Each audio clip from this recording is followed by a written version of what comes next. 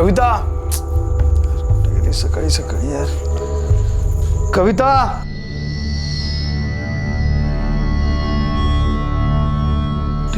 सकाळी सकाळी. कविता, ए कविता, कविता दरवाजा उघड ना. तू क्या कर रही है अंदर? कविता, दरवाजा खोल. हाँ या ना तो बोल.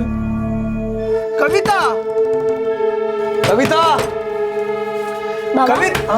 काय झाला? आई काय तुम्हारी? आई? एक मिनट ना बेटा. कविता, कविता, कविता, आई? कविता, आई? कविता, दरवाजा उघड. कविता, कविता, आई दरवाजा खोल. आई! आई!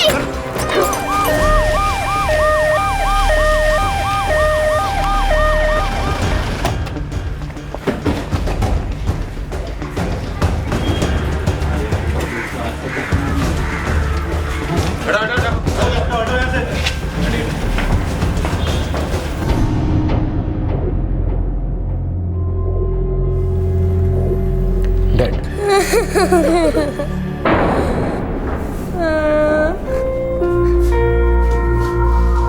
कब हुआ?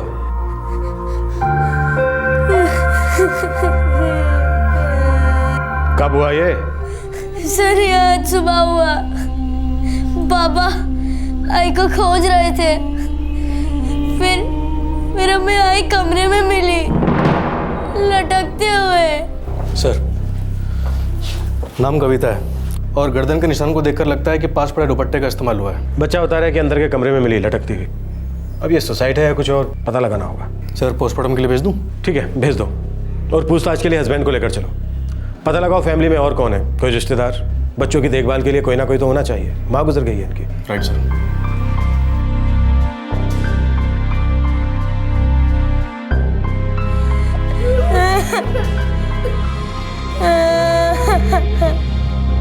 सत्ताईस वर्षीय हाउसवाइफ कविता, 2 छोटे बच्चों की मां, एक सुबह अपने ही घर के एक कमरे में पंखे से लटकी पाई गई. बच्चे शौक में चले गए थे, पति स्तब्ध रह गया था. एक घर उजड़ गया था. घर को घर बनाने वाली गृहिणी हमेशा के लिए घर को छोड़कर चली गई थी. क्यों? क्या यह आत्महत्या थी या फिर दाल में कुछ काला था? कारण जो भी हो, पुलिस को इस क्यों का जवाब ढूंढना था. उस दस्तक को पहचानना था जो कविता की मौत दे गई थी. और जाहिर सी बात है कि सबसे पहला शक था कविता के पति गिरीश पर. तुम्हारे खामोश रहने से तुम्हारे छोटे छोटे बच्चों की बात बोलनी पड़ेगी गिरीश. वो जा चुकी है और हमें पता लगाना है क्यों. क्या उसने अपनी जान ली? क्या तुमने उसे सुसाइड करने के लिए मजबूर किया या फिर तुमने ही उसकी हत्या कर डाली? तुम्हारी पत्नी कविता के साथ क्या हुआ था गिरीश? जवाब दो. मौत तो हैंगिंग से ही हुई है. विंड पाइप चोक होने की वजह से दम घुट गया, जिसकी वजह से डेथ हुई. कोई फाउल प्ले या मर्डर की पॉसिबिलिटी? नहीं, ऐसा देखने में तो कुछ नहीं लग रहा है. कविता, कविता, कविता, कविता, कविता बेटा क्या हुआ? कविता पकड़ रहे. कविता, ए कविता, कविता बेटा, बेटा उठना.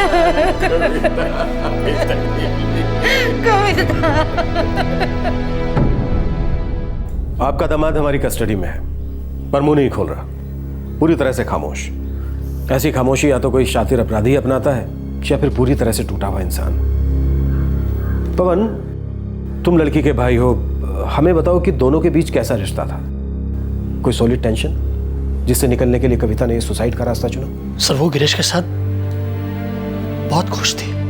कम से कम हमें तो ऐसा ही लगा था. इंस्पेक्टर साहब, हम इस शादी के खिलाफ थे. लेकिन पोते रवि का मुंह देखा तो हमने उन्हें अपना लिया. भागकर शादी की थी दोनों ने? लव था उनका. अब उसके सामने कोई क्या कर सकता है?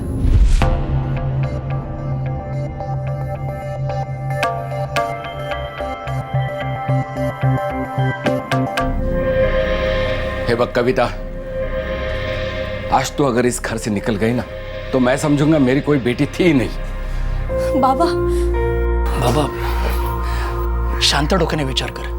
वो लड़का तेरे लायक है ही नहीं. जात अलग, सब कुछ अलग। अरे वहां तेरी वाट लग जाएगी। दादा, माझं त्याच्यावर प्रेम आहे और वो भी मुझसे बहुत प्यार करता है। आई, बहुत खुश रहेंगे हम। तो तुझे सिर्फ अपनी खुशी की पड़ी है ना? चलो कोई बात नहीं, पण कविता ऐकून घे, शादियां सिर्फ दो लोगों के बीच नहीं होती, दो परिवारों के बीच होती है। जब तेरा परिवार होगा ना, तुझे हम सबकी जरूरत पड़ेगी। शादी का भार सिर्फ पति पत्नी नहीं उठा सकते बेटा। आई, उठा लेंगे, हम दोनों उठा लेंगे।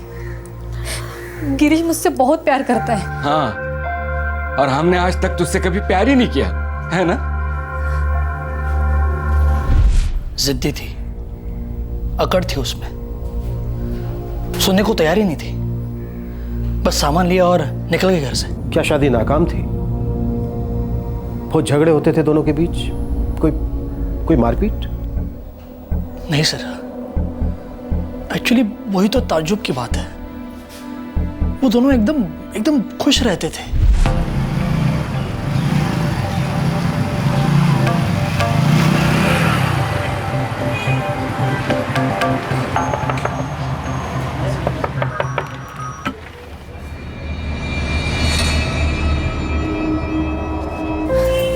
असं का बोलतोयस दादा? शादी हो गई है मेरी, अब दोबारा सोचने का सवाल ही पैदा नहीं होता। बस आगे का सोचना चाहती हूँ मैं। देख पवन, मैं एक मामूली आदमी हूँ, एक ड्राइवर हूँ। मैं मानता हूँ कि मैं ज़्यादा नहीं कमाता, लेकिन इतना कमा लेता हूँ कि अपनी बीवी को, अपनी फैमिली को खुश रख सकूँ। मैं कुछ बनना चाहता हूँ, मेहनत से नहीं डरता मैं। पवन, तुम्हारी बहन को मैं किसी भी चीज़ की कमी नहीं होने दूंगा। और तुम्हारी फैमिली हमेशा खिलाफ रही है। उन्होंने कभी कविता को बहू माना है अपना? हाँ? नहीं, अभी तक नहीं, लेकिन मुझे पता है एक ना एक दिन वो जरूर मान जाएंगे। सारा गुस्सा ठंडा हो जाएगा। और ठंडा नहीं हुआ तो? मुझे नहीं फर्क पड़ता।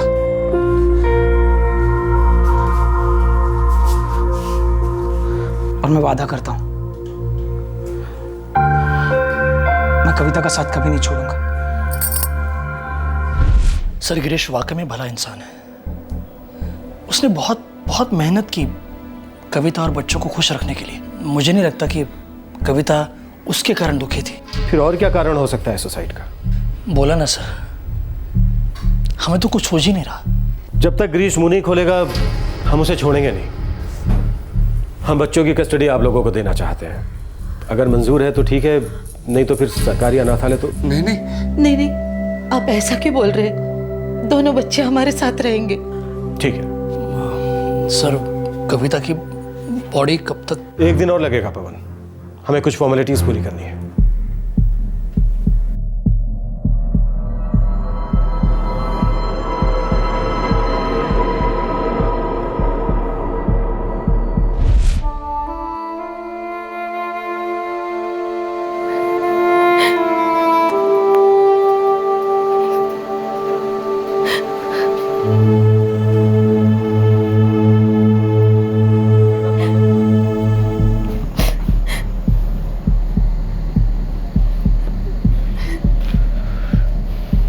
कविता, चल झोपायला, रात बहुत हो चुकी है। मुझे नहीं सोना है और मुझे बात भी नहीं करनी। प्लीज मुझे कुछ टाइम के लिए अकेला छोड़ दो।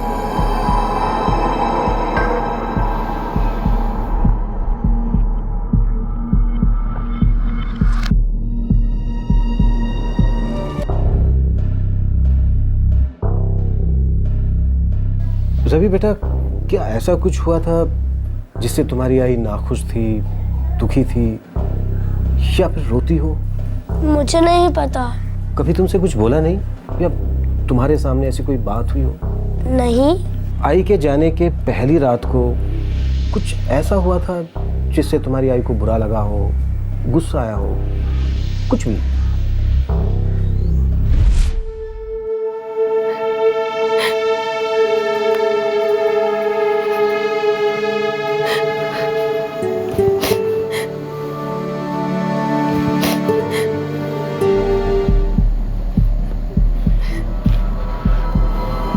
कविता, चल झोपायला, रात बहुत हो चुकी है। मुझे नहीं सोना है और मुझे बात भी नहीं करनी। मुझे कुछ टाइम के लिए अकेला छोड़ दो।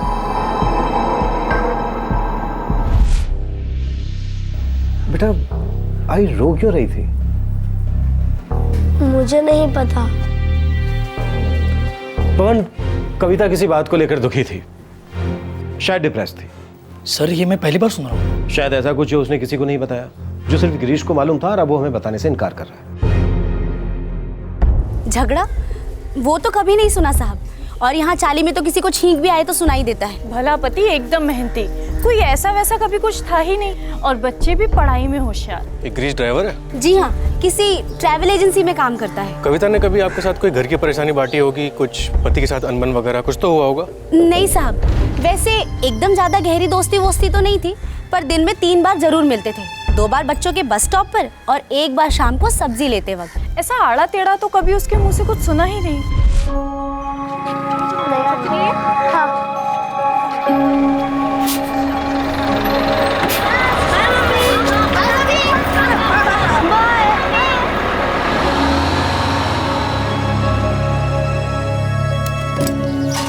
काय तरी स्काई ग, ये एसजी इंटरनेशनल स्कूल है या क्या है?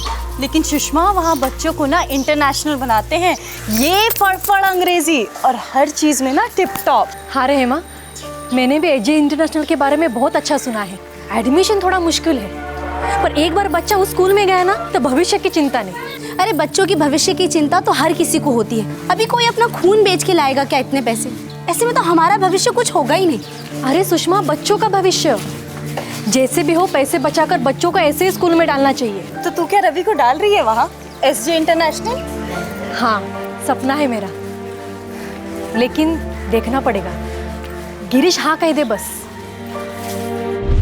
बस ऐसे ही घर वर की, बच्चों की रोजमर्रा की बातें हुआ करती थी। ज्यादातर बच्चों की पढ़ाई को लेकर ही बात होती थी, होमवर्क, ट्यूशन व्यूशन, डब्बा, ये वो।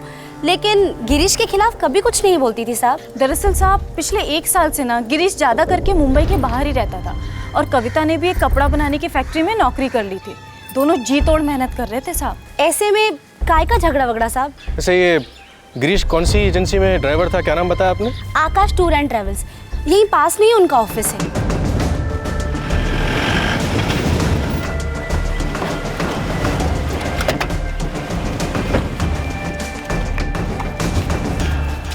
जी हाँ इंस्पेक्टर, गिरीश पिछले 8 साल से हमारी कंपनी में ही काम कर रहा है। उसकी शादी से भी पहले से है वो यहाँ, और बहुत ही अच्छा ड्राइवर है। हमारे लगभग हर रेगुलर कस्टमर उसी की डिमांड करते हैं। पिछले 1 साल से काफ़ी आउट ऑफ मुंबई ड्यूटी होती थी उसकी? जी हाँ, पहले तो वो इनसाइड सिटी ही गाड़ी ड्राइव करता था, लेकिन पिछले 1 साल से ओवरनाइट ट्रिप भी कर रहा है। ऐसा क्यों अचानक 1 साल से?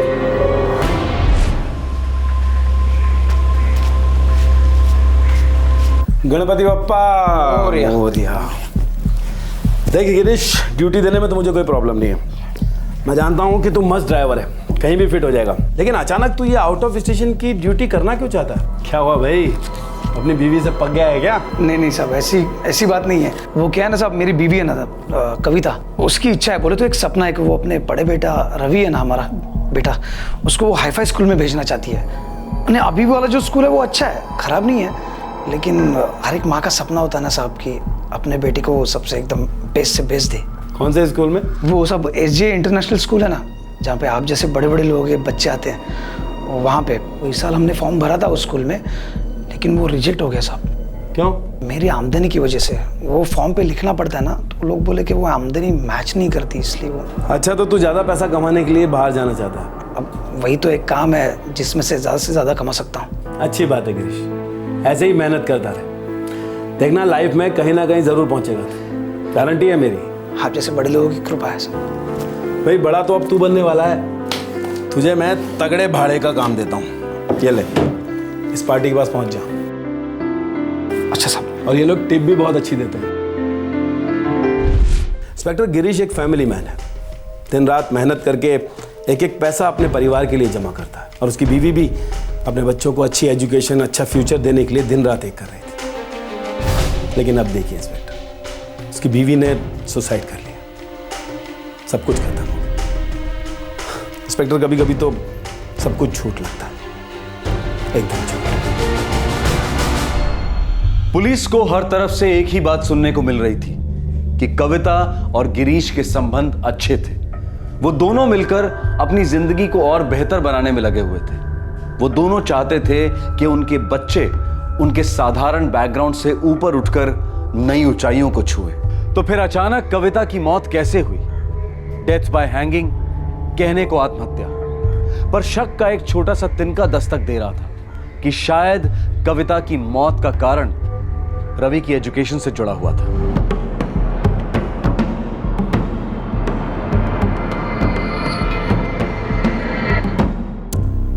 सर दोबारा कोशिश की, लेकिन मुंह पे ताला लगा के बैठा है गिरीश। सभी लोग सिर्फ अच्छी बातें कर रहे हैं इसके बारे में। इसके और कविता के रिश्ते के बारे में भी गुणगान हो रहा है। फिर साला ये सुसाइड वाला एंगल कहां से आता है? सर हो सकता है स्कूल के एडमिशन को लेके कुछ हुआ। उस औरत की जान अटकी थी इस एसजे इंटरनेशनल में। क्या कहते हो? एक बार बात करें इन एसजे इंटरनेशनल वालों से। सर पिछले साल कविता और गिरीश के बेटे रवि का एप्लीकेशन फॉर्म रिजेक्ट हुआ था, लेकिन इस साल उसको एडमिशन मिल गया था। और कविता के पड़ोसन सुषमा, उसकी बेटी भी उसी स्कूल में एडमिट हुई थी, लेकिन रवि ने ज्वाइन नहीं किया। अब ये पता नहीं क्यों।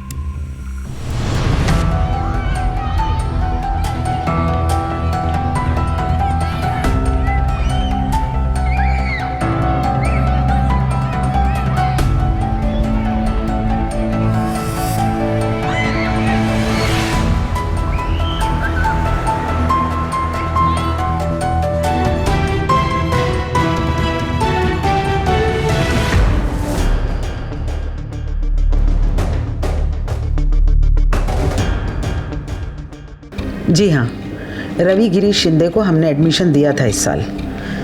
10 दिन पहले मैं उसके पेरेंट्स से मिली भी थी। लेकिन रवि ने ज्वाइन नहीं किया? जी नहीं किया। एडमिशन मिलने के बाद भी? जी।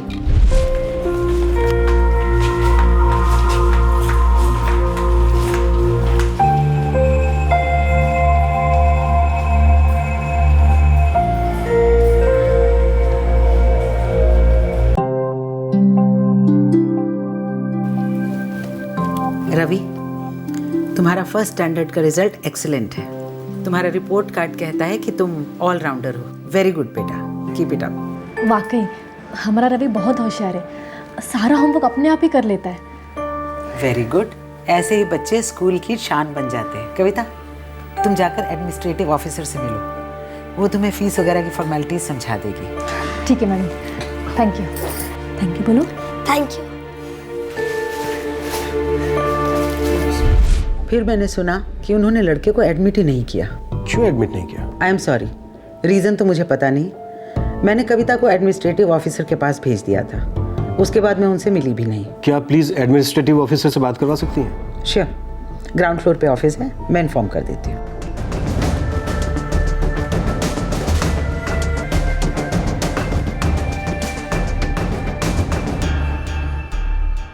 जी हाँ ऑफिसर, रवि शिंदे के पेरेंट्स आए थे यहाँ पर फॉर्म भरने के लिए और फीस पे करने के लिए। पर उन्होंने रवि को दाखिल नहीं किया? जी हाँ, दाखिल नहीं किया।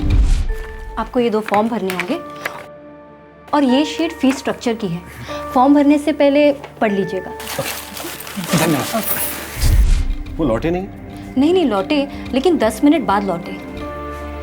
मैडम बोलिए, कुछ मदद चाहिए फॉर्म्स भरने में? हाँ, बैठिए।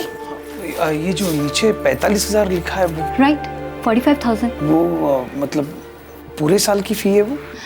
नहीं, एडमिशन फीस है। देखिए, हर महीने की फीस 9,000 है, जिसे आप क्वार्टरली, हाफ ईयरली या एक ही बार में पूरा पे कर सकते हैं। और वो बस का अलग से? जी हाँ, स्कूल बस के फीस अलग है। 1,500 मंथली। आपको एक बस नंबर अलॉट किया जाएगा और जो बस आपके घर के पास से गुजरती होगी वही रवि की स्कूल बस होगी। उसके अलावा 5,000 रुपये स्टडी मटेरियल के। 5,000? जी हाँ, हमारा करिकुलम यूनिक है ना, इसलिए। यूनिक मतलब? हम बच्चों के हर एक लेसन्स के नोट्स देते हैं, वर्कशीट्स देते हैं। काफ़ी अलग है हमारा सिस्टम।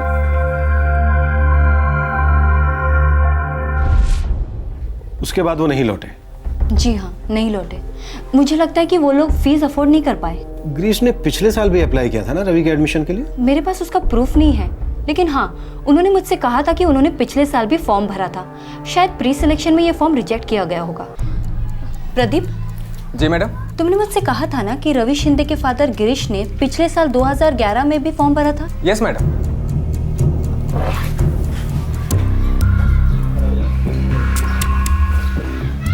क्या उसका एप्लीकेशन रिजेक्ट हुआ था 2011 में? जी सर। क्यों? सर वो एप्लीकेशन फॉर्म कैटेगरी की रिक्वायरमेंट पूरी नहीं कर पा रहा था, इसके लिए वो रिजेक्ट हो गया।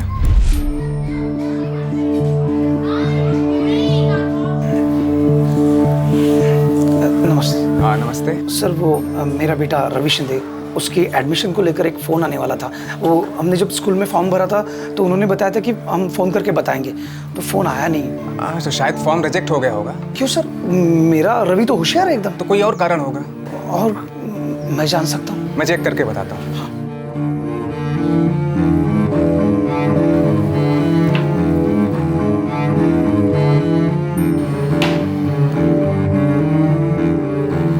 क्या नाम बताया आपने? रवि गिरीश।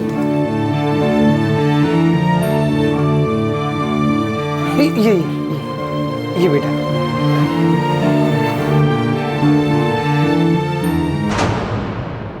देखिए आप बुरा मत मानिए, आपके लड़के में कोई प्रॉब्लम नहीं है।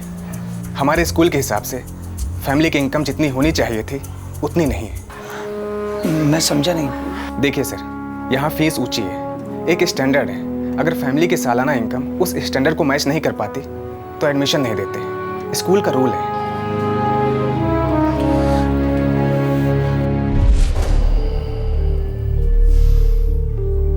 Thank you. पिछले साल एडमिशन लो इनकम की वजह से नहीं मिली उन्हें, और इस साल माँ बाप ने खून पसीना एक किया ताकि सालाना इनकम का लेवल बढ़े, स्टैंडर्ड को मैच करे। हाँ, लेकिन इसके बावजूद भी उन्होंने एडमिशन नहीं ली क्योंकि यहाँ की फीस बहुत ज़्यादा थी। मंगेश, हमारा बोलना तो नहीं बनता है, पर जाहिर सी बात है जिस तबके को ये बिलोंग करते थे ये स्कूल वो अफोर्ड नहीं कर पाते। हाँ सर, और ये बात भी उनको समझ में आ गई, इसलिए उन्होंने एडमिशन नहीं लिया। पर क्या ये सुसाइड का कारण हो सकता है? हर माँ बाप अपने बच्चों के लिए बेहतरीन चीजें चाहते हैं, बेस्ट कपड़े, बेस्ट खाना, बेस्ट तालीम। लेकिन ये बेस्ट क्या है? बेस्ट की परिभाषा फैमिली की इनकम तय करती है, खासकर उन लोगों के लिए जो ईमानदारी से काम करते हैं और मेहनत भरी जिंदगी जीते हैं। पर अक्सर आलीशान जिंदगी वालों का बेस्ट गरीब लोगों के जहन में एक सपना बनकर अपने झंडे गाड़ता है। गरीब माँ बाप अपने बच्चों को वो वाला बेस्ट देना चाहते हैं जो उस चांद की तरह है, जो कभी उनके हाथ नहीं लगेगा, लेकिन इसके बावजूद माँ बाप छलांग लगाते हैं उस चांद को पाने के लिए। गिरीश, हमें कोई भी ऐसा कारण नजर नहीं आ रहा है जो इस बात की तरफ इशारा करता हो कि कविता ने तुम्हारी वजह से सुसाइड किया। उल्टा सब लोग एक ही बात कह रहे हैं कि कविता और गिरीश की जोड़ी बहुत अच्छी थी, दोनों में कोई बैर नहीं था। अच्छा गिरीश, एक बात बताओ, क्या कविता ने ठान लिया था कि रवि एसडी इंटरनेशनल में ही पढ़ेगा? क्या वो इस बात पर अड़ी थी?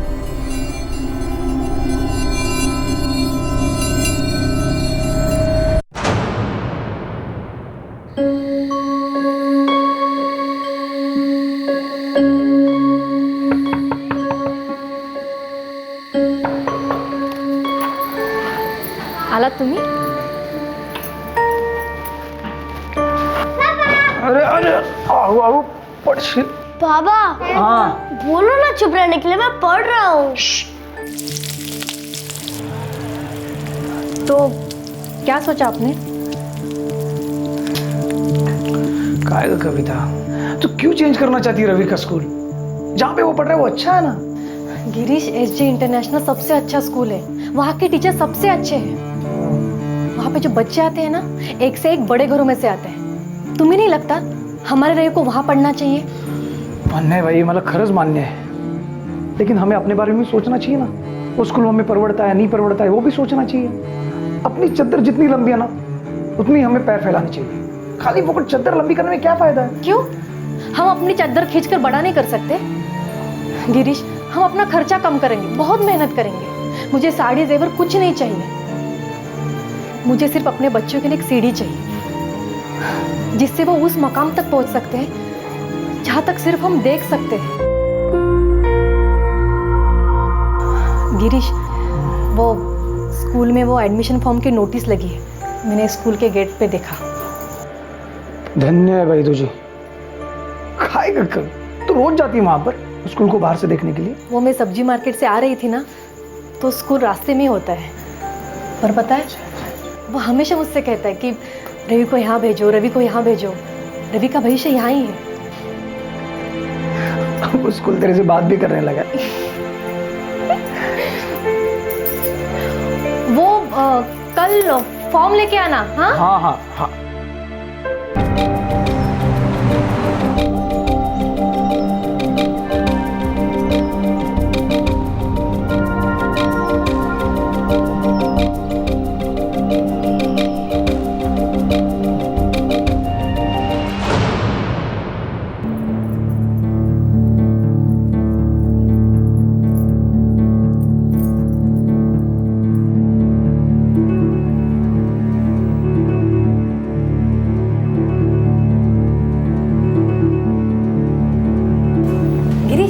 फैमिली इनकम कितना लिखूं? हाँ फैमिली इनकम 10,000 लिख। 12 लिख देती हूँ। तुम्हें कभी कभी ओवर टाइम तो मिल ही जाता है ना।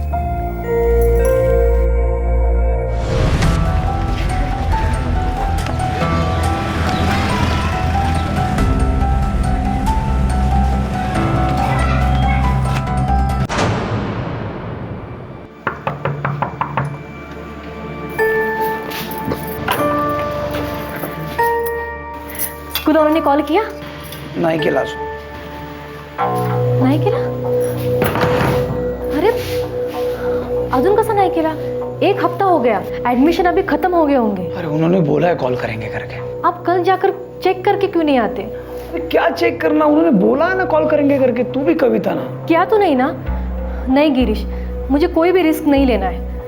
आप कल ही जाइए स्कूल और पता करके आइए कि उन्होंने कॉल क्यों नहीं किया।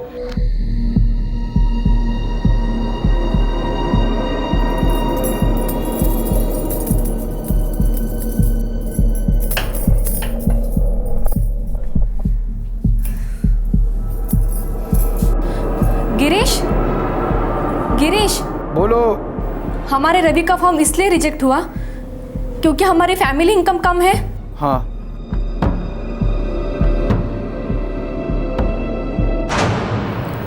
कविता, वो स्कूल अपने बस की बात नहीं है, नहीं परवड़ेगा हमें। चलो कोई बात नहीं, स्कूल वालों ने समझा दिया। मतलब जब तक हमारी आमदनी बढ़ेगी नहीं तब तक हम अपने बच्चों को अच्छी शिक्षा नहीं दे सकते, ऐसा ही है ना? ऐसा ही है कविता, अपनी आमदनी बढ़ कर कितनी बढ़ सकती है? अरे मामूली ड्राइवर हूं मैं, कोई ऑफिसर बिजनेस वाला नहीं हूं। सुन, वैसा स्कूल वैसी जिंदगी अपने लिए नहीं है कविता, और होगी भी नहीं। जब तक हम वैसे बनने की इच्छा नहीं रखेंगे ना, और इच्छा पूरी करने की कोशिश नहीं करेंगे ना, होगी भी नहीं। काय म्हणायचंय तुला? गिरीश, हमारी आमदनी बढ़ानी होगी। कैसे? मैं नौकरी कर लूंगी। तुम भी अपनी सेठ को बोल दो कि ज्यादा काम दे, आमदनी बढ़ानी है। गिरीश, हम हाथ पैर मारेंगे, बच्चों के लिए सब कुछ करेंगे। कविता, अपना रवि जिस स्कूल में पढ़ रहा है ना अभी, वहीं पढ़कर वो आगे जा सकता है। अरे होशियार है अपना बच्चा। इसीलिए उसे वैसे स्कूल में होना चाहिए। और देखना गिरीश, रवि उसी स्कूल में जाएगा, हमारे सारे सपने पूरे होंगे। अरे वो सुषमा अपनी बेटी को उस स्कूल में डाल रही है, तो हम क्यों नहीं? आपस में प्यार करने वाला एक पति पत्नी का जोड़ा, बच्चों से बेहद प्रेम करने वाला एक जोड़ा, बच्चों के भविष्य के बारे में गहरी चिंता करने वाला जोड़ा। पर मां की महत्वाकांक्षा आमदनी की असलियत से बड़ी थी। उसका समझदार पति बच्चों से उतना ही प्रेम करने वाला पिता ये जानता था कि जो उनके पास था वो बुरा नहीं था, और जो उसकी पत्नी चाहती थी वो उनकी ताकत के बाहर था। लेकिन फिर भी गिरीश और कविता उस पहाड़ को चढ़ने निकल पड़े जिसकी चोटी पर उनके सपनों का चांद था।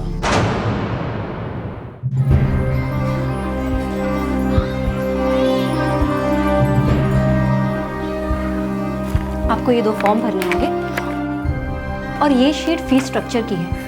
फॉर्म भरने से पहले पढ़ लीजिएगा। धन्यवाद।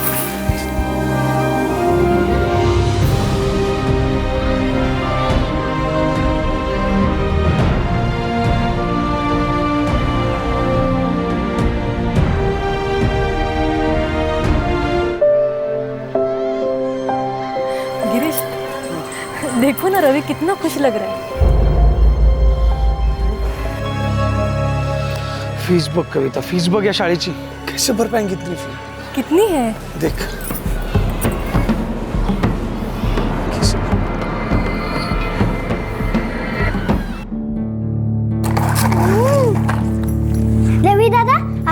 स्कूल कैसा था?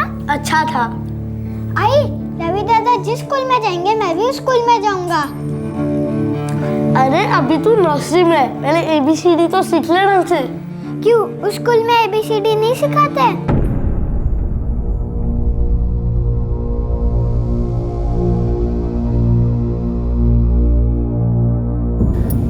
गिरीश, फिलहाल हम महीने के 20-25 कमा लेते हैं। लगता है अब रवि की फीस भर पाएंगे। कविता, खून चूस लेगा वो स्कूल हमारा, और अगले साल फीस बढ़ी तो हम और मेहनत करेंगे गिरीश। फिर किरण की बारी आएगी, दुगनी फीस, फिर भूखे मर जाएंगे हम। मान जा, नहीं होगा। मैं अपने बच्चों की पढ़ाई के लिए एक टाइम का खाना छोड़ सकती हूँ, कुछ भी कर सकती हूँ। तू ना बावली हो गई है, वेडी जलीस तू। वो स्कूल की चकाचौंध बिल्डिंग ने, वो हाईफाई बातों ने, वो सब माहौल ने ना तेरे को वश कर लिया है। और तुम देख के आंखें मोड़ रहे हो ना? तुमने देखा नहीं क्या कितनी अच्छी फैसिलिटीज है वहां पे? वो यूनिफॉर्म, वो किताबें, वो स्कूल बस, और बच्चों के चेहरे के ऊपर का वो तेज। अरे सबसे ज्यादा तेज मेरे बच्चे के चेहरे पे है, वहां गए बिना। अपना रवि अभी जिस स्कूल में पढ़ता है वो अगर अच्छा नहीं होता तो अपना बच्चा इतना होशियार होता? सोच, होता? गिरीश, मैंने वहां के क्लासरूम्स देखे, झांक कर देखे मैंने। एयर कंडीशन है, वो दीवारों में लगी हुई चीजें। तुम्हें पता है, पूरा एक फ्लोर कंप्यूटर के लिए, हर एक बच्चे के लिए एक कंप्यूटर। कपड़ मजे आई, उसकी अलग से फीस तो होगी, वो कहां से भरेंगे? जाग जा, जाग जा। सुषमा और उसके पति की आमदनी हमसे ज्यादा है क्या? फिर भी वो अपनी बेटी को उस स्कूल में डाल ही रही है ना। कुछ नहीं, मेरा रवि उसी स्कूल में जाएगा, बस। देख कविता, दूसरों से तुलना करना बंद कर, समझी ना? हमें अपनी अच्छी जिंदगी जीनी है। मुझे ऐसा कोई बोझ नहीं उठाना है जिसके नीचे दबकर हम मर जाए और बोझ मेरे बच्चों को बाद में उठाना पड़े।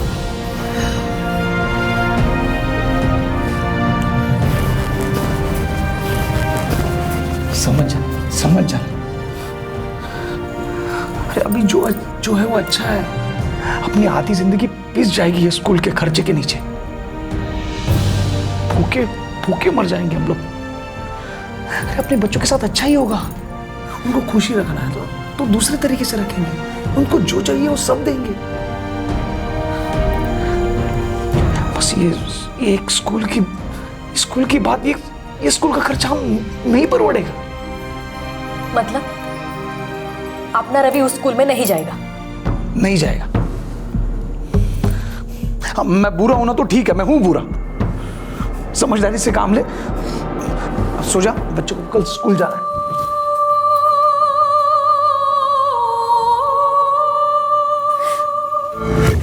आई, आज टिफिन में क्या दिया है? देखिए, आप बुरा मत मानिए। आपके लड़के में कोई प्रॉब्लम नहीं। हमारे स्कूल के हिसाब से फैमिली की इनकम जितनी होनी चाहिए थी उतनी नहीं। बोलो ना, ये क्या है?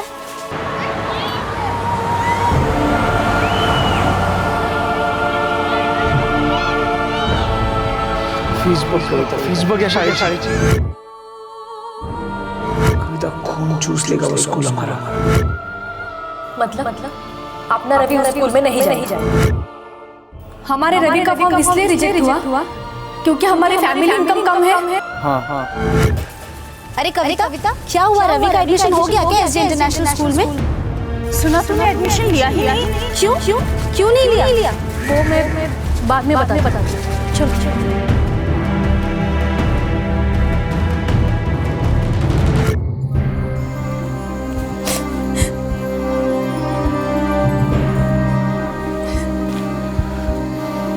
कविता, चलो जो पहला, रात बहुत हो चुकी है। मुझे नहीं सोना और मुझे बात भी नहीं करनी। प्लीज मुझे कुछ टाइम के लिए अकेला छोड़ दो।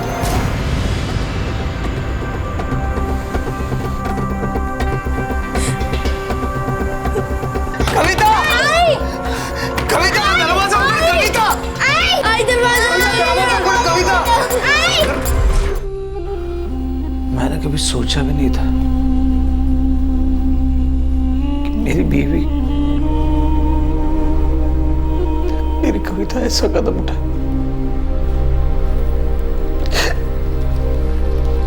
वो ऐसा सोचने वाली नहीं थी साहब। अच्छी थी, अच्छी माँ थी, अच्छी बीवी थी। अपने छोटे छोटे बच्चों को छोड़कर चली गई, वो जरा भी नहीं सोच। अब चाहे मैं बच्चों को एसजी इंटरनेशनल स्कूल भेजूं या अमेरिका,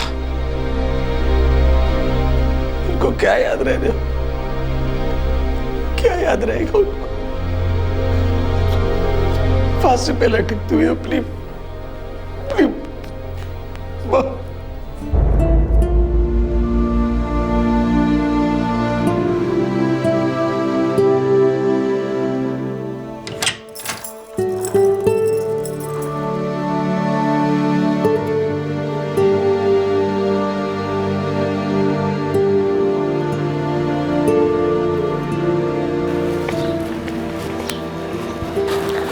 बाबा, उस दिन रात को आई क्यों रो रही थी?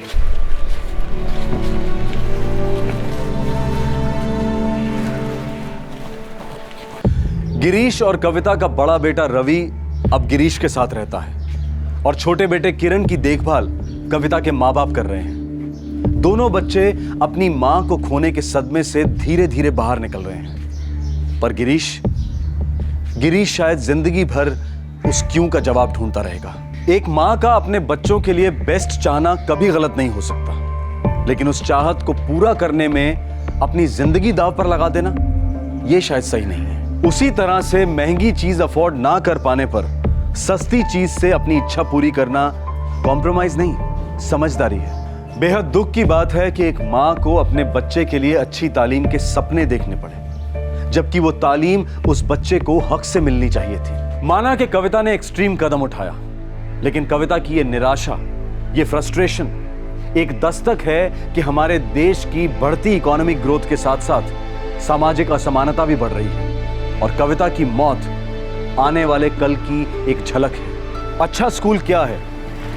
मोटी फीस, शानदार इमारत, बड़े प्लेग्राउंड्स, एयर कंडीशन क्लासरूम वगैरह वगैरह, क्या ये सब मापदंड हैं अच्छे स्कूल का?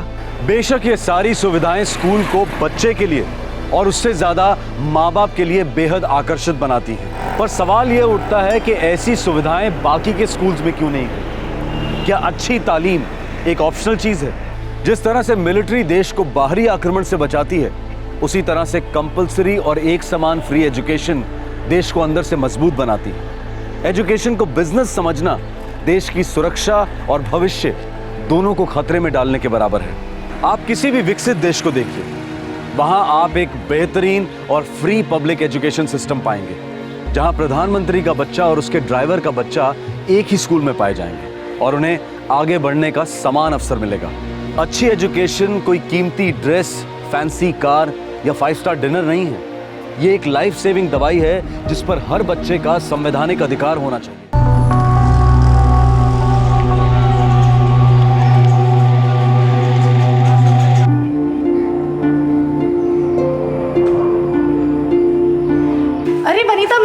अपना टिफिन बॉक्स लेते जाओ। ये लो, जल्दी रखो। क्या मम्मा रोज लेट कर देते हो? सॉरी बेटा, अब से नहीं होगा। चलो बाय बाय बाय बाय। क्या कविता, तू भी ना रोज 20-20 मिनट लेट आती है और यहाँ नाश्ते और डब्बे के लिए सबका तांडव शुरू हो जाता है। अब मैं भी क्या करूँ ना दीदी, ये बस है ना, ये रोज देर से आती है, इसलिए मैं भी लेट हो जाती हूँ। तू ना ये रोज रोज का एक ही बहाना बनाना छोड़ दे, बस रोज रोज लेट नहीं होती है। रीटा, मैं चलता हूँ। अरे बिना नाश्ता किए कहाँ चलती है? 1 सेकंड रुकिए।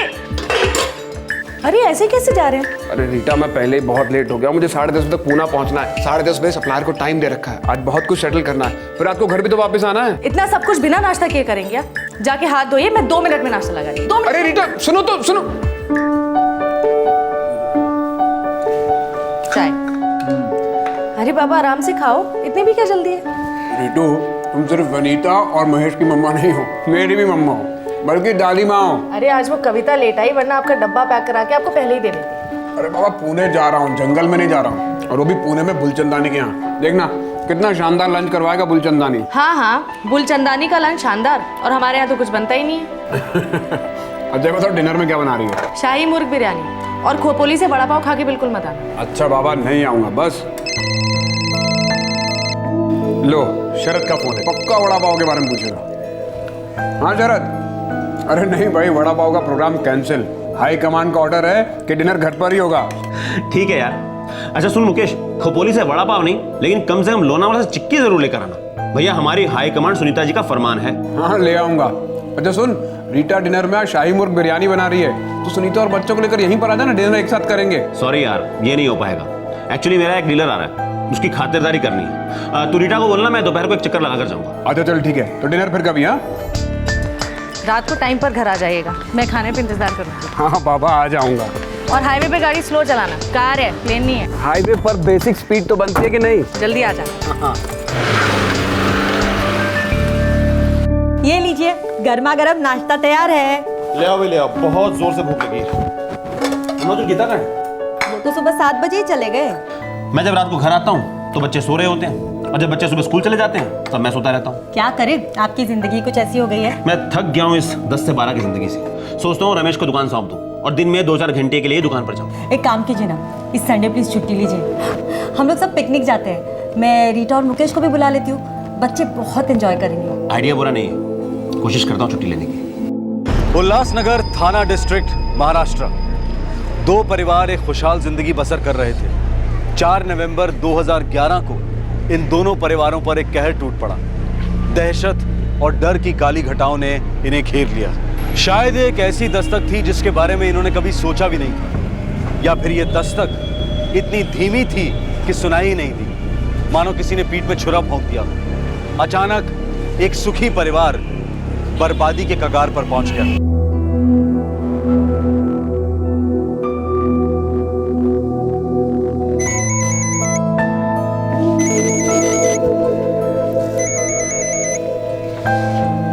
हेलो कविता, मैं विजयनगर जा रही हूँ सत्संग के लिए। शाम को 7:30 बजे तक आऊँगी। वनीता और महेश को बिना नाश्ता खिलाए खेलने मत जाने देना। ठीक है दीदी। अच्छा दीदी, मैं भी 6:30 बजे तक चली जाऊँगी। ठीक है। अच्छा सुन, मैं अपनी चाबी अपने साथ ले जा रही हूँ, वनीता को बोलना एक चाबी अपने साथ रख। ठीक है।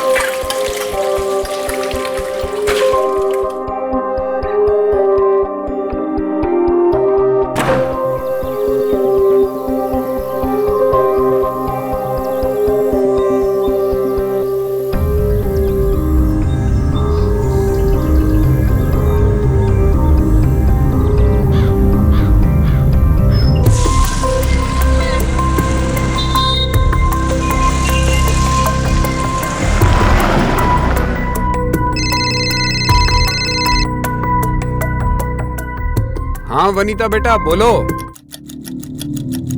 पापा, मम्मी घर पे नहीं है। कहाँ गई है? कविता आंटी ने कहा था कि मम्मी सत्संग के लिए गई है, 7:30 तक लौटेंगी। तो बेटा मम्मा का फोन नहीं लग रहा है? नो पापा, 8 o'clock से ट्राई कर रही हूँ, स्विच ऑफ आ रहा है। अच्छा, मम्मा ने बताया था कि वो सत्संग के लिए किसके यहाँ पर जा रही हैं? एग्जैक्ट एड्रेस नहीं बताया पापा, बस इतना बोला है कि सत्संग विजयनगर में है। गुड़िया फिक्र मत कर, मैं अभी तेरी मम्मा को ढूंढ के लाता हूँ। ओके?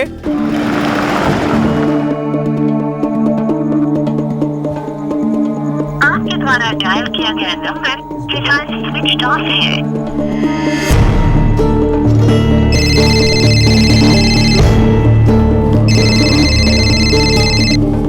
हेलो, हाँ मुकेश, पहुंच गए घर? नहीं बस पहुंचने ही वाला हूँ। शरद थोड़ी टेंशन हो गई है। टेंशन? क्या हुआ? रीटा अब तक घर वापस नहीं आई है। वो दोपहर में निकली थी किसी के यहाँ पर सत्संग पर जाने के लिए। उसने बोला था कि शाम को 7:30 बजे तक घर वापस लौट आएगी, लेकिन अब तक घर वापस नहीं लौटी। उसका फोन भी स्विच ऑफ आ रहा है। बस इतना मालूम है कि वो विजयनगर में किसी के यहाँ पर सत्संग पर गई है।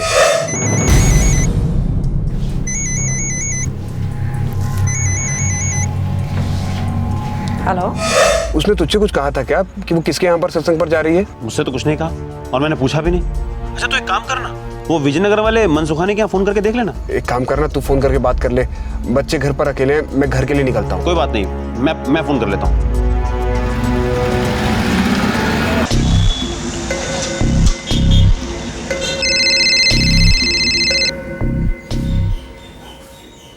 हेलो। हेलो, रंजना जी, शरद मनसुखानी बोल रहा हूँ। जी शरद जी, क्या बात है? रंजना जी, आपके यहाँ सत्संग था ना आज? वो मुकेश की वाइफ रीटा आई होंगी वहाँ? नहीं तो शरद जी, ना ही मेरे यहाँ आज कोई सत्संग था और ना ही रीटा यहाँ आई थी। अच्छा चलिए कोई बात नहीं। क्या बात है शरद भाई, सब ठीक तो है? हाँ सब ठीक है, मैं फोन करता हूँ जी आपको दोबारा। ओके जी, bye bye.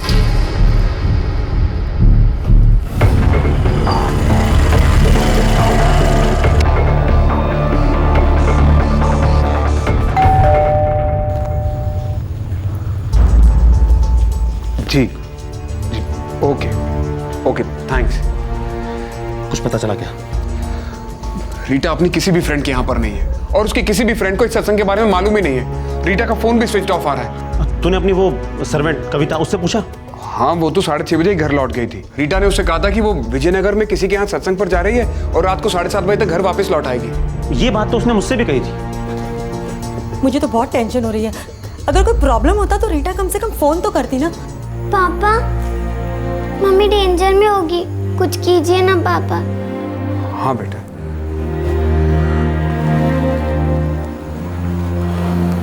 Housewife Rita Walecha Ulhasnagar के बिजनेसमैन मुकेश वलेचा की पत्नी और 2 बच्चों की मां एक दिन अचानक घर नहीं लौटी। बताया जा रहा था कि वो पड़ोस में किसी सत्संग में गई थी, लेकिन रीटा के परिवार वाले पता ही नहीं लगा पाए कि आखिरकार वो सत्संग किसके घर में था। अब रीटा का पति मुकेश, उसका दोस्त शरद और दोनों परिवार रीटा को लेकर बेहद परेशान हो गए। उन्हें डर था कि जरूर कुछ बुरा हुआ है। खतरे की दस्तक गूंज रही थी। साहब, कल विजयनगर में कोई भी सत्संग नहीं हुआ। मैंने मिसेस रीटा वलेचा के रिश्तेदारों और करीबी दोस्तों से पूछताछ की। ना उनको सत्संग के बारे में कुछ पता है, ना उनके गायब होने के बारे में। मिस्टर वलेचा, हो सकता है सत्संग सिर्फ एक बहाना हो। आपकी पत्नी कहीं और चली गई। कहना क्या चाहते हैं आप कि मेरी वाइफ ने झूठ बोला है? मैं नहीं जानता, मैं सिर्फ आपसे पूछ रहा हूँ। इंस्पेक्टर साहब, रीटा ऐसे मामलों में झूठ बोल ही नहीं सकती। जहां तक हमने छानबीन की है, सत्संग हुआ ही नहीं है। और हमारी राय में आपकी पत्नी से किसी ने झूठ बोला है या फिर आपकी पत्नी आपसे झूठ बोल रही है। वैसे आपकी मिसेस का नंबर हमने मोबाइल कंपनी को भेज दिया है। कल सुबह तक सेल की लोकेशन और कॉल डिटेल्स सब हमारे पास होंगी। तब तक सिर्फ हम इंतजार कर सकते हैं। तो तब तक कुछ नहीं होगा? हम एक टीम को इलाके के सभी हॉस्पिटल्स में भेज सकते हैं।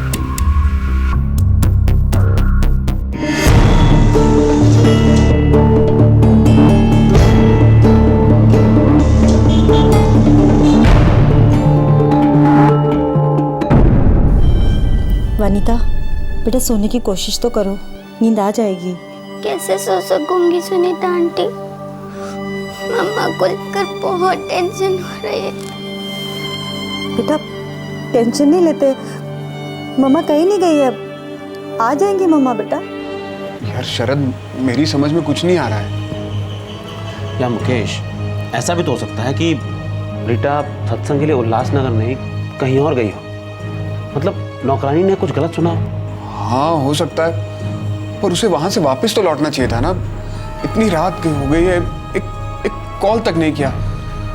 माना कि उसका फोन बिगड़ गया होगा, पर वो किसी और के फोन से कॉल तो कर सकती थी।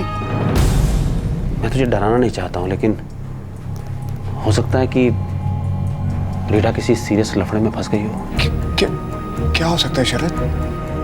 कुछ ऐसा जिसके बारे में हम सोच भी नहीं सकते।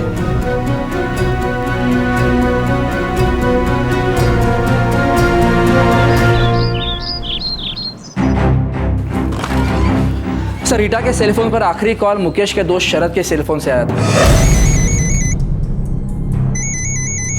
ये तो शरद ने खुद कहा था कि उसने रीटा को फोन किया था। और रीटा के नंबर का लास्ट लोकेशन था खड़ावली।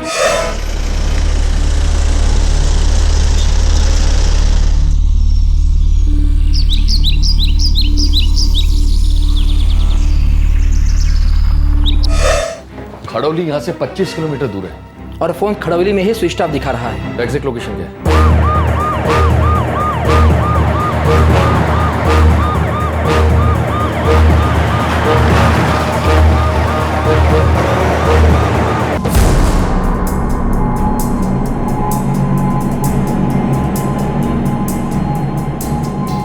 साहब, मिसेस रीटा के सेल की लोकेशन यहाँ से 2 किलोमीटर की रेडियस में है और सबसे नजदीक कस्बा 1 किलोमीटर दूरी पर है। सकपाल, एक गृहिणी जो 2 बच्चों की माँ है, अपनी नौकरानी और अपने पति के दोस्त को झूठ क्यों बोलेगी कि वो किसी सत्संग में गई थी, हालांकि आई वो इस जंगल में?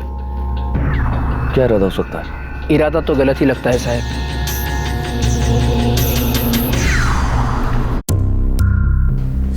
खड़ौली? जी हाँ, खड़ौली, वो भी जंगलों के बीचों बीच। मेरी पत्नी खड़ौली भी जंगलों के बीच में क्यों जाएगी इंस्पेक्टर? हम भी वही पता लगाने की कोशिश कर रहे हैं। इंस्पेक्टर साहब, आपको कहीं कोई गलतफहमी तो नहीं है? मिस्टर दिनेश, सेलफोन टावर से आई हुई इन्फॉर्मेशन आज तक कभी गलत नहीं हुई। आपको पक्का याद है कि रीटा जी ने आपको फ़ोन पर सत्संग ही कहा था, कुछ और तो नहीं कहा था ना? इंस्पेक्टर साहब, जब उसने अपनी नौकरानी कविता से यही बात कही है तो मुझसे कुछ और क्यों कहेगी? कहीं आप लोग ये तो नहीं सोच रहे कि मैं झूठ बोल रहा हूँ? तो आपने रीटा को फ़ोन क्यों किया था? इंस्पेक्टर साहब, मैं और मुकेश 20 साल से दोस्त हैं, फैमिली फ्रेंड्स हैं, रिश्तेदारों से भी बढ़कर। मुकेश जब भी आउट ऑफ टाउन जाता है मैं रीटा को फ़ोन करता हूँ, बच्चों को भी फ़ोन करता हूँ, उनका हालचाल पूछने के लिए, उनको सिक्योर फील कराने के लिए।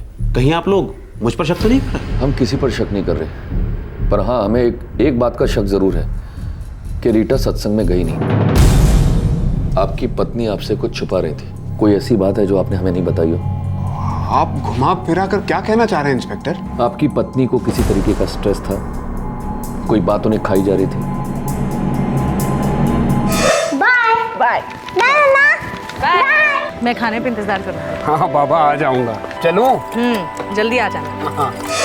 नहीं तो हमारे बीच सब कुछ नॉर्मल था। जिस दिन आप पुणे के लिए निकले, क्या वो डिस्टर्ब थे? हमारी एक हैप्पी फैमिली है इंस्पेक्टर। आपकी पत्नी को कोई ना कोई परेशानी जरूर थी और शायद इसलिए वो बाहर किसी से मिलने गई और उनके साथ कुछ किया गया।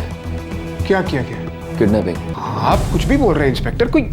कोई रीटा को किडनैप क्यों करेगा? और अगर किडनैप किया होता तो फिर फिरौती की मांग क्यों नहीं आई अब तक? हमें भी अजीब लग रहा है, कोई भी कॉल नहीं आई फिरौती के लिए अभी तक। हम तहकीकात कर रहे हैं और इस केस की तह तक जाएंगे, क्योंकि हमें मालूम है कुछ ना कुछ है जो अटपटा है। 2 दिन बीत चुके थे और रीटा वलेचा की कोई खबर नहीं थी। ऐसा लग रहा था कि मानो रीटा हवा हो गई थी। उसके पति और उसके बच्चों के लिए ये बेहद मुश्किल खड़ी थी। वो लोग शॉक में थे और एक्सेप्ट ही नहीं कर पा रहे थे कि रीटा उनकी जिंदगी से एकदम गायब हो गई थी। लो बेटा, तुम्हारा टिफिन आ गया। बेटा वनीता, महेश, तुम लोगों की मम्मी बहुत जल्दी आएगी। मैंने कल ही पूजा करवाई थी, जरूर आएगी। वनीता, महेश, बेटा बुरा वक्त हर एक की जिंदगी में आता है, पर ऐसे बुरे वक्त में हमें बहादुर बनना है, मम्मी की तरह। मम्मी अभी जिस भी हाल में वो बहादुरी से सामना कर रही होगी। पर पापा, मम्मी कहाँ है? कहाँ गई है वो? और क्यों गई है? पापा, मम्मी हमें छोड़कर क्यों चली गई? नहीं बेटा, मम्मी हमें छोड़ के नहीं गई है। मम्मी किसी मुश्किल में है, पर पता नहीं क्यों मम्मी हमें बता नहीं रही है। आ जाएगी बेटा, आ जाएगी। चलो स्कूल जाओ। हाँ,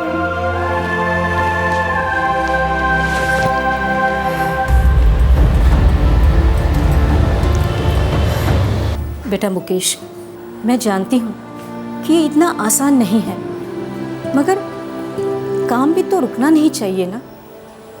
जिंदगी जीने के लिए होती है और उसे जीना भी बहुत जरूरी है ना बेटा। कैसे माँ जी, कैसे जीऊं मैं? मेरी जिंदगी बनाने वाली मेरे साथ नहीं है, वे गायब हो गई है। उसके बिना कैसे जिया जाएगा?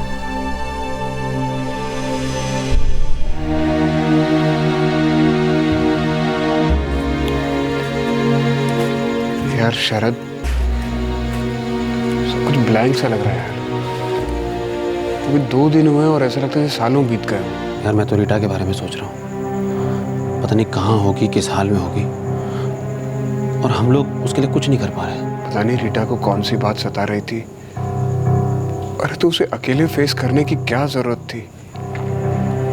मुझे तो ऐसा लग रहा है जैसे मुझ में ही कोई खामी है। लोग तो तरह तरह की बातें बना रहे हैं। उनका कहना है कि मुझे छोड़ के भाग गई किसी दूसरे के साथ। लोगों का तो काम ही है बोलना, जिसे जो बकवास करनी है करने दे, पर तू कुछ मत सोच। अरे बेटा तुझसे और बच्चों से बहुत प्यार करती है यार, वो तुम दोनों को छोड़कर जा ही नहीं सकती।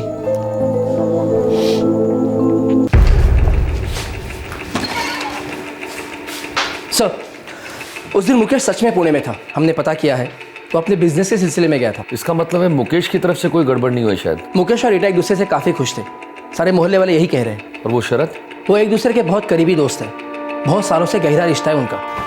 अगर वो औरत खुश थी, उसके साथ सब कुछ सही था, तो अपने घर वालों को झूठ बोलकर क्यों निकले? वो कविता उनकी नौकरानी, उसके बैकग्राउंड के बारे में भी पता किया। ईमानदार है, पिछले 6 साल से उनके घर में काम कर रही है। वैसे भी रीटा के गायब होने से उस नौकरानी को क्या फायदा हो सकता है? हो सकता है रीटा का कहीं अफेयर हो और वो अपने घर वालों को छोड़कर उस प्रेमी के साथ भाग गई हो बगैर कोई नामो निशान छोड़े। पर सर कौन हो सकता है वो प्रेमी?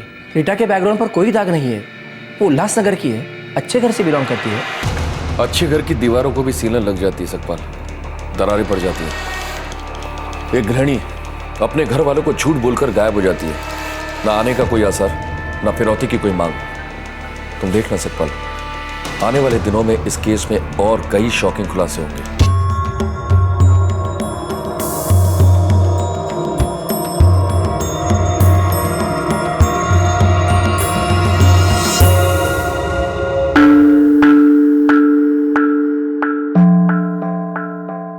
आप इस पर्ची पर रीटा का बर्थ डेट लिख दीजिए।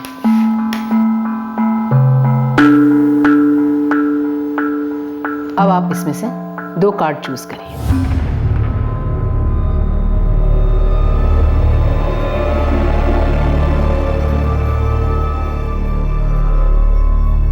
आपकी बीवी आपके पास बहुत जल्द लौट आएगी। कहाँ से लौट आएगी मैम? बहुत दूर नहीं है, पास है, आसपास है, कहीं लौटेगी। पर वो मुझे छोड़कर गई क्यों? आप अपनी पत्नी से बहुत प्यार करते हैं, है ना? अपनी जान से भी ज्यादा। उस पर भरोसा रखिए, वो आपको छोड़कर कहीं नहीं गई है, वो बस गई है, आएगी। इत्मीनान से आप घर जाइए।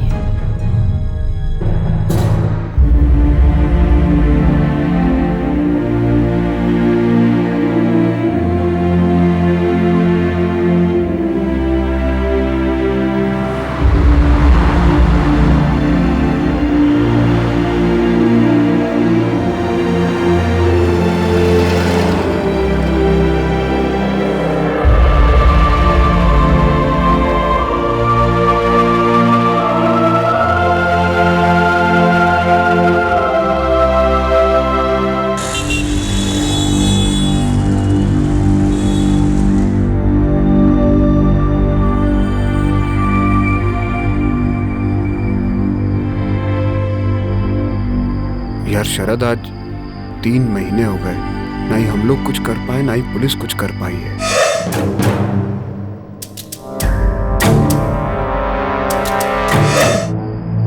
मुकेश, यार मैं सोचना तो नहीं चाहता, लेकिन मुझे कभी कभी ऐसा लगता है कि... क्या लगता है तुझे? शायद रीटा वाकई में कुछ छुपा रही थी, कोई राज, कोई मजबूरी जो उसने तुझे कभी ना बताई हो, इसीलिए शायद बगैर बताए चली गई।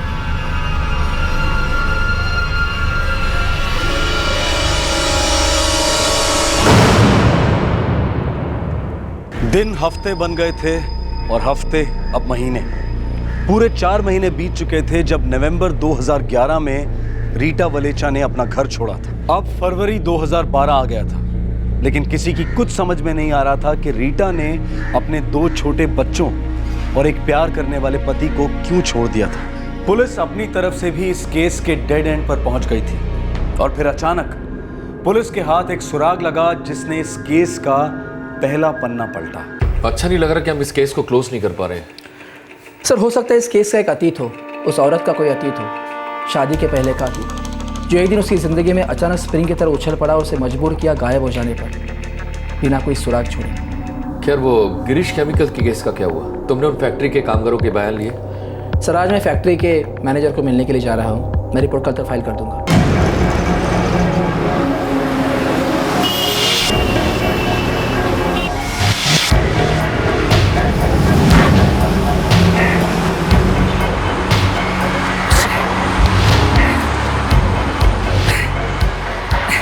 सर लगता है स्टार्टर में प्रॉब्लम है। देखना यहाँ पे कोई मैकेनिक है क्या? सर आगे एक है, खड़ावली जाने के रास्ते पर।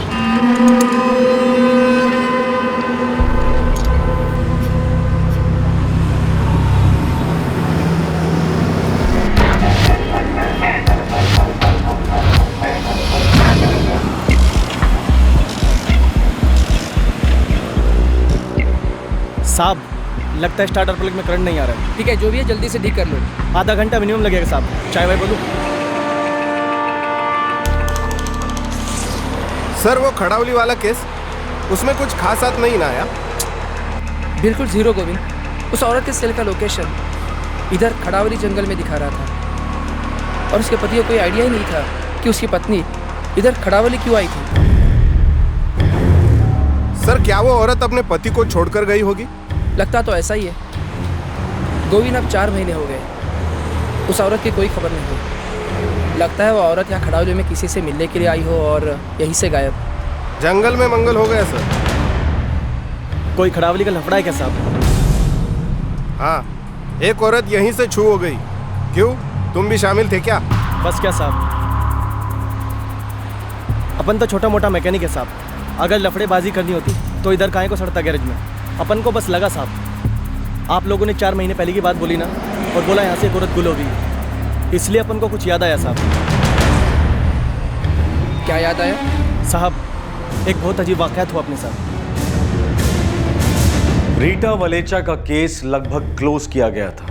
इस केस पर काम कर रहे 2 पुलिस अधिकारी खड़ावली किसी और केस के संदर्भ में गए थे।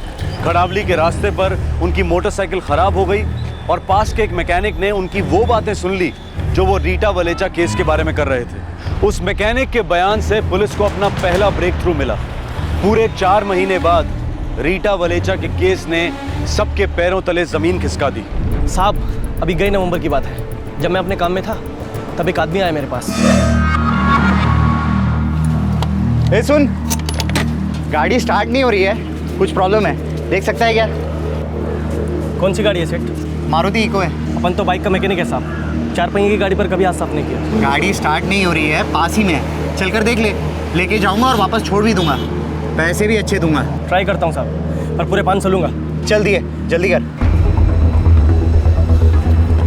चला चलो।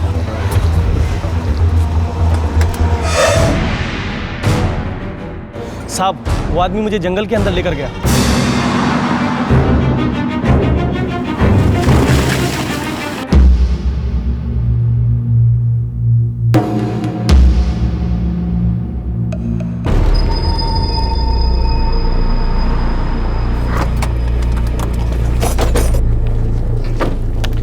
ये रही कार, देख क्या कर सकता है।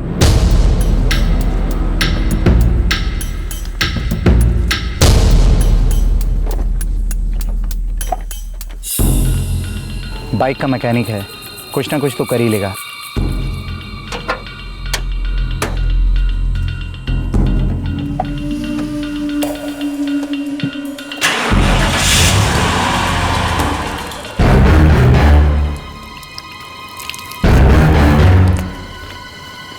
हो गया? हाँ साहब। साहब ये खून? अरे मुर्गी का खून है। कल रात को यहाँ पर पार्टी बनाई थी ना, तो सारा खाना खुद ही बनाया था। ये ले रख, चल गाड़ी में बैठ, छोड़ देता हूँ।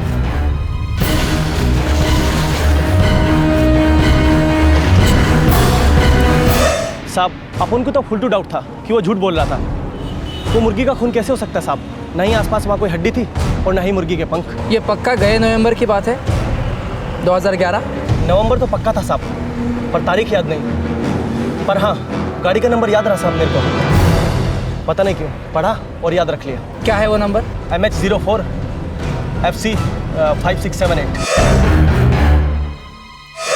सकपाल, हमें इस मैकेनिक की बातों को सीरियसली लेना चाहिए। ओए साहब, रीटा के सेलफोन का लास्ट लोकेशन था खड़ौली के जंगल में, वो भी नवंबर में। क्या ये मैकेनिक जानता है उससे कौन ले गया था? वो चेहरे से जानता है, नाम से नहीं, पर कहता है देखेगा तो पहचान लेगा।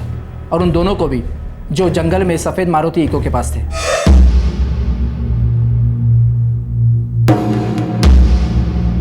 पता लगा MH04 FC 5678 मारुति इको किसकी गाड़ी है? रजिस्ट्रेशन थाने का ही है। अच्छा, ये गाड़ी आपने नवंबर में खरीदी, राइट? हाँ सर, नवंबर 2nd वीक में खरीदी थी। सेकंड हैंड गाड़ी है सर। किससे खरीदी? सर ऐसा क्यों पूछ रहे हैं, कुछ लफड़ा पड़ा है क्या सर? किससे खरीदी?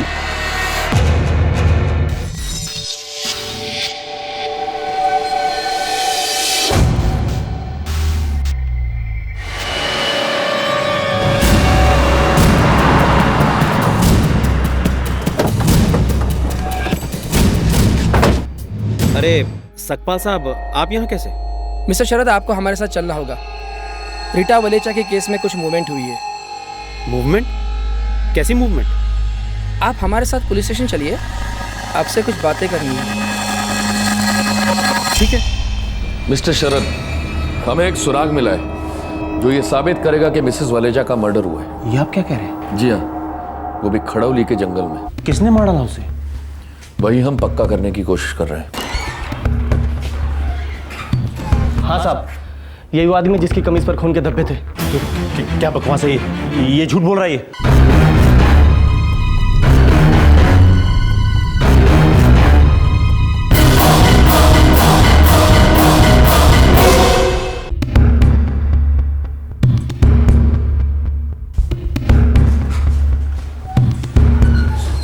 मिस्टर शरद, हमारे पास गवाह है जिसने आपको खड़ौली के जंगल में देखा था और उसने आपको। बकवास है, ये आदमी बकवास कर रहा है, मनगढ़ंत बातें बना रहा है। तो आप बताएंगे, रीटा वलेजा के गायब होने के 2 दिन बाद ही आपने मारुति को अपनी क्यों बेची?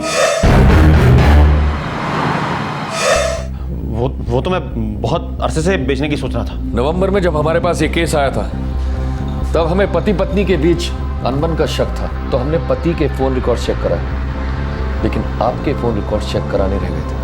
अगर आपके फोन रिकॉर्ड चेक करते ना तो आज आप जेल में होते मिस्टर शरद। मिसेस रीटा वलेचा के सेल का आखिरी लोकेशन खड़ौली जंगल था और उसके बाद फोन बंद बता रहा था। और जब हमने आपके सेल रिकॉर्ड्स चेक किए तो उस दिन आपके भी सेल का लोकेशन खड़ौली जंगल ही था। अब आप मना नहीं कर सकते कि मिसेस वलेजा के गायब होने में आपका हाथ नहीं है। सारे सबूत आपके खिलाफ है।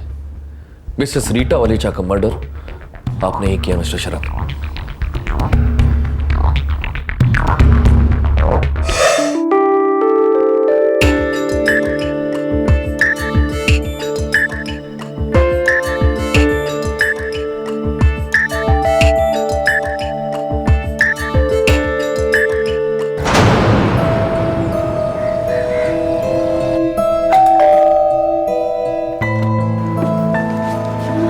अरे आप हाय रीटा।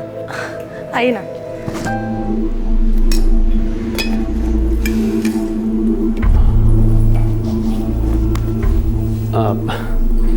आज नौकरानी नहीं आई तुम्हारी? नहीं, वो आज छुट्टी पर है।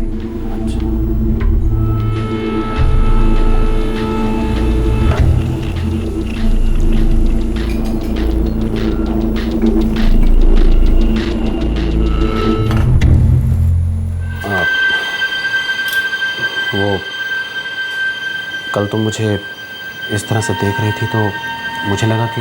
मैं देख रही थी? कहना क्या चाहते हैं आप? सॉरी रीटा, मेरा वो मतलब नहीं था। तो क्या मतलब था आपका शरद? आई एम सॉरी, मैं चलता हूँ।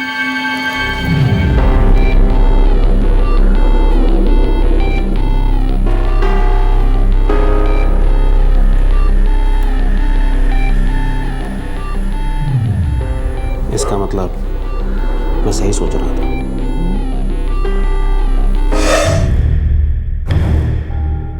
तुम्हारे सबसे अच्छे दोस्त के पीठ पीछे उसकी पत्नी के साथ तुम्हारा अफेयर चल रहा था। कितने सालों से? 6 साल। और 6 साल चलने देते, फिर उसके बाद और 6 साल। वैसे भी आपकी पत्नी और आपके दोस्त मुकेश को इसकी भनक तक नहीं थी। फिर ऐसी भी क्या अनबन हो गई तुम दोनों के बीच कि तुम्हें अपने नाजायज प्यार का गला घोटना पड़ा? ये तुम क्या कह रही हो? जो सच है वो है। देखो, ये अफेयर तुम्ही को चाहिए था और मुझे पैसे भी चाहिए थे। पर मैंने इसे पैसों के लिए नहीं किया। मेरा तुम्हारी तरफ अट्रैक्शन था। मुझे भी तुम पसंद थे, लेकिन मुझे पैसों की तरफ ज्यादा अट्रैक्शन है। तो तुम मुझे ब्लैकमेल कर रही हो, ये गलत है रीटा। अपने भाई जैसे दोस्त के पीठ पे छुरा भोंकते हो और सही गलत मुझे समझा रहे हो। तो ठीक है, नहीं चाहिए मुझे ये अफेयर। मैं जा रहा हूँ अपने घर। ठीक है, मैं भी तुम्हारे घर जाके तुम्हारी बीवी को सब कुछ बता देती हूँ। तुम्हारी बीवी को बता देती हूँ कि तुम्हारे पति से मेरा मन भर गया। क्यों? तुम ये सब क्यों कर रही हो? मुकेश अच्छा कमाते हैं, पर मुझे और चाहिए शरद। तुम्हारे पैसों से मैं अपनी सारी जरूरतें पूरी कर सकती हूँ। वैसे भी शरद, ये बहुत बड़ी कीमत नहीं है हमारे इस एंजॉयमेंट की। एंजॉय हम दोनों ने किया है, लेकिन कीमत मैं अकेला चुका रहा हूँ। तुम्हारा बिजनेस अच्छा खासा चल रहा है, अच्छे पैसे कमाते हो। थोड़ा सा मुझे दे दो कि क्या चला जाएगा तुम्हारा। हाँ,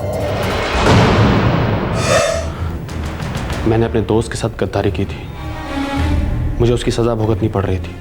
रीटा की मांगे दिन बर दिन बढ़ती चली जा रही थी और उसे इतने पैसे देना मेरे बस के बाहर हो रहा था।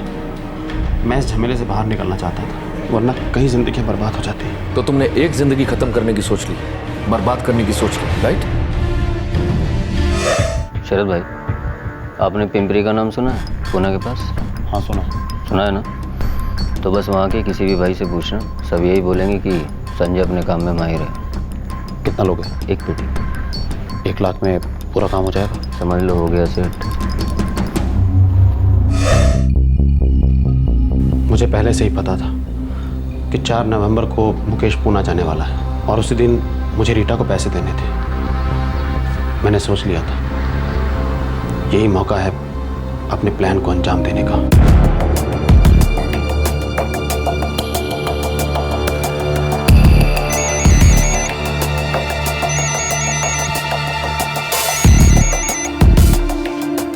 हेलो। सुनो, मैं आज नहीं आ पाऊंगा, दुकान में बहुत काम है। तो क्या मैं ये मान लूँ कि तुम मुझे पैसे देना बंद कर रहे हो? ऐसा कुछ नहीं है। अच्छा तुम एक काम करो, तुम मार्केट आ जाओ, मैं तुम्हें वहीं दे दूंगा। एक आदमी से पैसे लेने हैं मुझे। तो मैं मार्केट क्यों आऊँ? तुम पैसे लेके घर आ जाओ। अरे तुमसे तो बातें भी करनी है यार। पहले पैसे लेके घर आ जाओ, फिर 2 क्या 4 बातें कर लेंगे। जो बात मुझे तुमसे करनी है वो घर पर नहीं हो सकती। क्यों?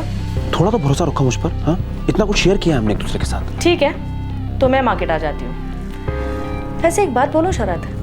हाँ बोलो। जब तुम इस तरह लाचार होके चिल्लाते हो ना, तो मुझे बहुत मजा आता है। मानो मेरी उंगलियों पे नाच रहे हो। मुझे इस पावर प्ले में ना बहुत मजा आ रहा है शरद, सच।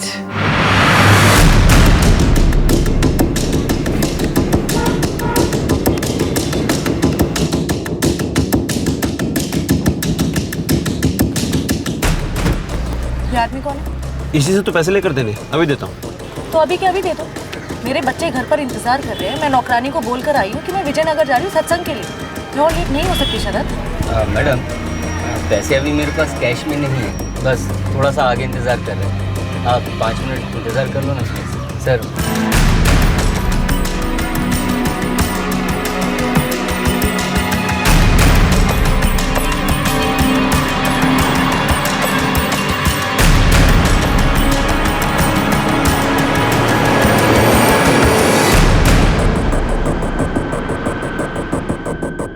पैसे इस जंगल में?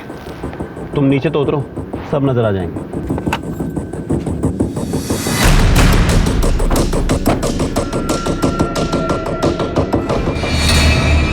गेम खेल रहे हो, वो भी मेरे साथ शरद? आज से पहले तुम बैटिंग कर रही थी और मैं फील्डिंग। अब उल्टा होगा।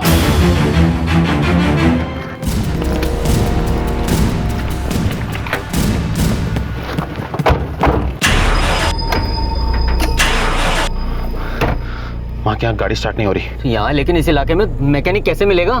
मुझे नहीं मालूम।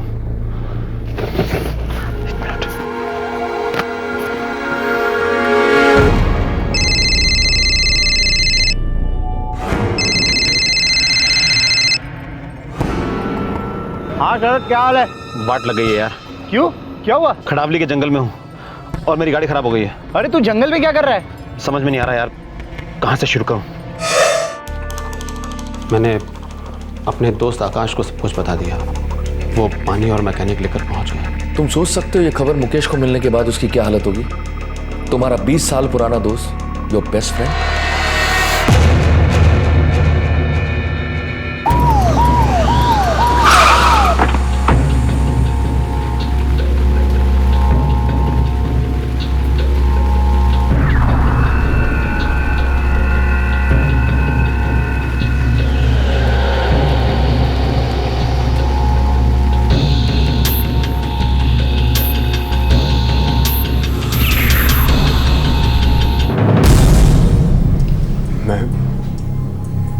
मैं नहीं मानता।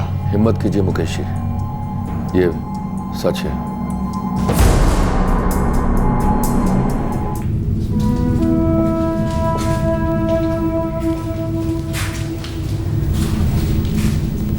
शरद, मेरा सबसे अच्छा दोस्त था तू। पिछले 6 साल से चल रहा था ये सब। मैं तुझसे अपनी हर बात शेयर किया करता था। भाई था तू मेरा। क्यों शरद, क्यों?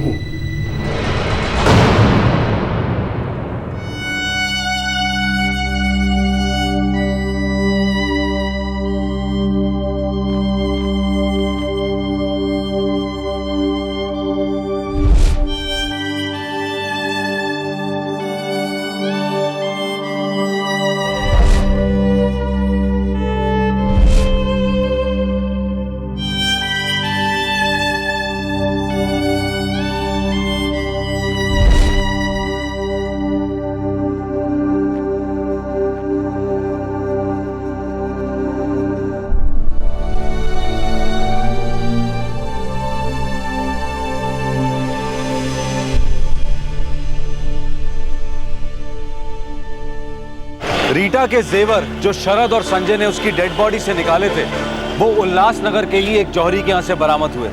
शरद ने वो जेवर वहां पर गिरवी रखे थे। मुकेश और उसके बच्चे अब भी शौक में हैं। उन्हें यकीन नहीं हो रहा है कि रीटा शरद के साथ अफेयर करने के साथ साथ उसे ब्लैकमेल भी कर रही थी, जिसकी वजह से शरद ने उसकी जान ले ली। परिवार वालों के लिए रीटा एक अच्छी माँ थी, एक अच्छी पत्नी थी। उसकी पर्सनालिटी का ये रूप उसके पति और उसके बच्चों के लिए हमेशा एक राज बनकर रहेगा। रीटा अब इस दुनिया में नहीं है। फिलहाल इस केस के बारे में जो भी जानकारी है वो शरद के नजरिए से है। पुलिस सब इंस्पेक्टर की मोटरसाइकिल का बिगड़ना, इत्तफाकन उन्हें उस मैकेनिक का मिलना और फिर रीटा वलेचा के गुमशुदा होने का रहस्य खुलना, ये सारे इत्तेफाक बार बार यही कहते हैं कि सामने वाला जुर्म को छुपाने की लाख कोशिश कर ले, लेकिन सुराग कहीं ना कहीं से इंसाफ के दरवाजे पर दस्तक देते ही हैं। ये बहुत शॉकिंग केस है। एक तरफ ये केस खौफनाक है और दूसरी तरफ इस केस पर विश्वास करना बहुत मुश्किल हो रहा है। शादीशुदा होने के बावजूद किसी और को चाहना या अफेयर करना, ये शायद तब से चला आ रहा है जब इंसानों के बीच शादियों की प्रथा शुरू हुई थी। हम अपने इस प्रोग्राम के मंच से नैतिकता और मोरालिटी की परिभाषा को नहीं टटोलना चाहते। हमारी चिंता का विषय है अवैध संबंधों से जन्म लेने वाला जुर्म, जैसे कि ब्लैकमेलिंग, धमकियां, पावर प्ले और आखिरकार हत्या। ये कहना शायद गलत नहीं होगा कि अवैध संबंध एक दस्तक है कि जुर्म कभी भी हो सकता है। शादी एक इमारत है और रिश्ता भी, और इसमें तनाव भरी दरारें आना स्वाभाविक है। पर दरार से पीड़ित स्त्री या पुरुष रिश्ते को सुधारने की बजाय शादी के दायरे के बाहर सुकून खोजते हैं तो वो दोहरी जिंदगी अपनाते हैं, जो उन्हें एक नए दायरे के कगार पर खड़ा करती है। जुर्म का दायरा, बर्बादी का दायरा। क्राइम पेट्रोल्स के और भी दिलचस्प कहानी देखने के लिए हमारे चैनल को सब्सक्राइब करें और बेल आइकॉन दबाना न भूलें।